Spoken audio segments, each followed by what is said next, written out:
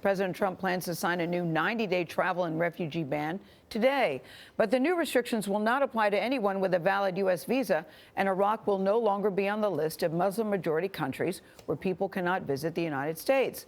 The ban, though, will still apply to Syria, Iran, Sudan, Libya, Somalia, and Yemen. Republican Congressman Jason Chaffetz is chairman of the House Oversight and Government Reform Committee. Congressman, good morning. Good morning.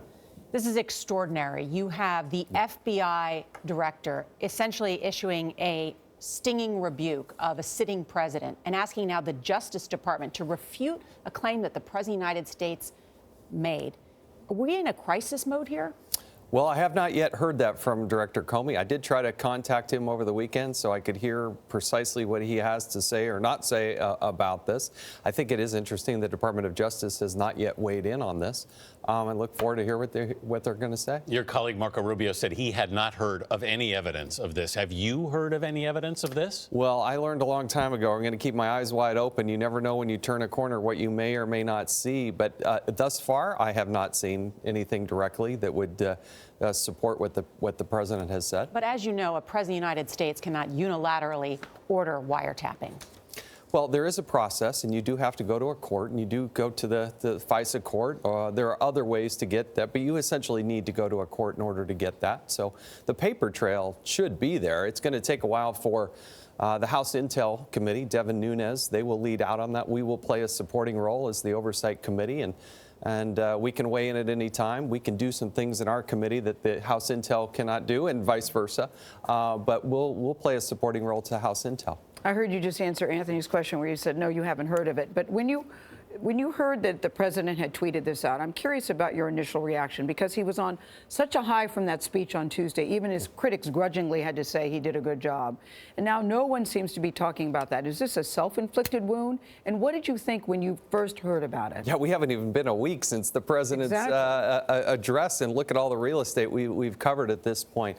Look, it's a very serious allegation. The president has at his fingertips tens of billions of dollars in an intelligence apparatus. I got to believe, I think he might have something there, but if not, we're going to find out. But yet, Congressman, we're hearing that he might have gotten his information from Breitbart News or a conservative radio talk show. Does that concern you at all, if that does, in fact, turn out to be the case? So you said he has access to top intelligence information. Yes, he does. And so he's called upon Congress to look at that and review that. I'm going to go wherever the facts take us. I don't know what we're going to find or not find at this point, but we're really at the beginning end of this. Do you think that's responsible? Do you think that's responsible to continue the speculation? Yeah. Well, the reason I asked, the former DNI director, James Clapper, has said it's false. It just didn't happen. Well, Mr. Clapper doesn't come with the best reputation for facts as well. I mean, his testifying before Senator Wyden is highly questionable. So we're going to go in and look at the facts, and we'll get there. It's not going to happen, by Wednesday. It's going to take us some time to unravel this, but we will get there. Congressman, how do you feel about the President of the United States making this accusation on Twitter on a Saturday morning without any backing evidence? Well, I think it's premature to say there's no backing evidence. But if you're going to make that accusation, don't you present the evidence? Well, I think if he goes out there and he's challenging Congress and suggesting that we should help lead out in that investigation, we're going to go through that process. So it's still yet to be determined. A new poll shows that the majority of Americans now want a special prosecutor. This all started from, is there a tie between the Trump administration and the Russians involved in this election?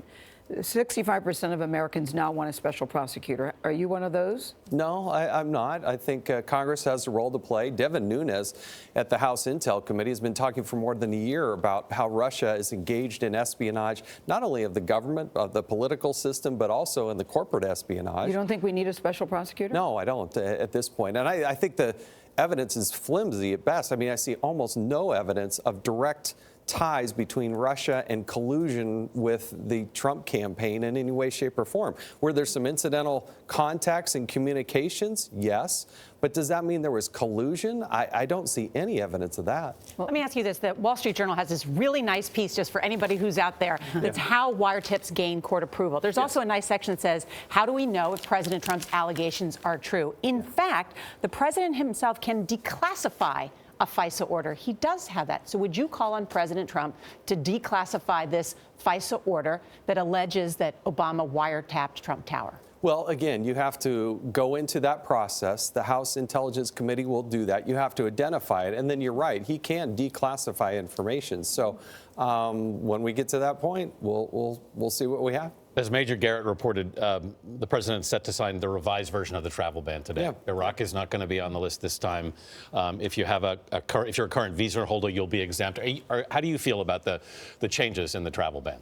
Well, I think the rollout is going to be, I hope, much better than it was last time. I do believe we have to have a much higher degree of vetting from certain parts of the country. I do not buy into the whole idea that anybody should ever be targeted based on their religion. And I don't want to see that in any way, shape, or form. But there are parts of the world, like Libya, for instance, where there is no host nation government for us to lean on in order to try to figure out if somebody should be let into this country. All right. Congressman Chaffetz, thanks so much for being with us Thank you. this morning.